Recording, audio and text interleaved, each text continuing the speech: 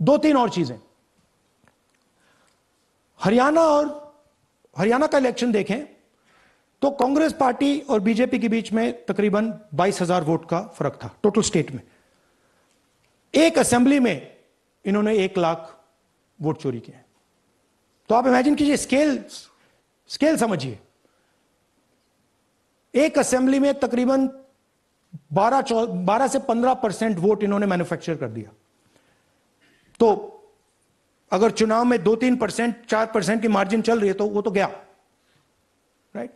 और हमने ऐसा पैटर्न आइडेंटिफाई किया है देश में, जहां पे एक सीट पे धड़ाके से बीजेपी स्वीप करती है या 2 सीटों पे धड़ाके से स्वीप करती है। बाकी सीट्स में नेचुरल कंपटीशन चल रहा है और फिर सडनली एक सीट में जैसे यहां हुआ स्वीप हो जाती है और पूरा चुनाव चला जाता है। आखिरी बात, नरेंद्र मोदी 25 लोकसभा सीट के कारण प्रधानमंत्री हैं।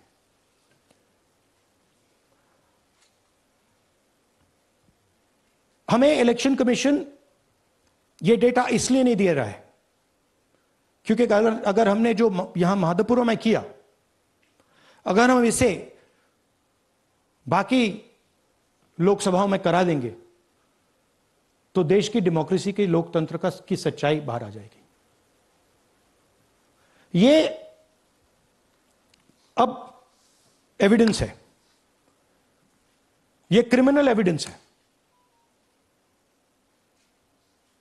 और इलेक्शन कमीशन देश में पूरे एविडेंस को डिस्ट्रॉय करने की सोच रहा है।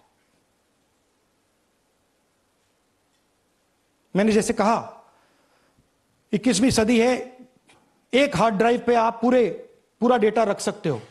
100 साल 200 साल का डेटा रख सकते हो, जितना रखना है रख दो। मगर इलेक्शन कमीशन 45 दिन में सीसीटीवी को खत्म करना चाह रहा है, वोटर लिस्ट नहीं दे रहा है। तो they are colluding with the BJP, they are helping the BJP destroy the election system in India. अब आपके कोई सवाल हो? एक एक करके और इसी मुद्दे पर ये सॉरी लास्ट, ये मिसयूज ऑफ फॉर्म 6, 33,000 लोग हैं, नाम है यहां पे सबके। ये आप देखिए, इनकी एज भी है, 98, 96, 95, 89, 88, 72, 67, 57। यहां पे इस पूरे पैक में 18 से 23 का कोई नहीं। तो this is new voter manufacturing, ये है नया वोटर, यंग वोटर। एक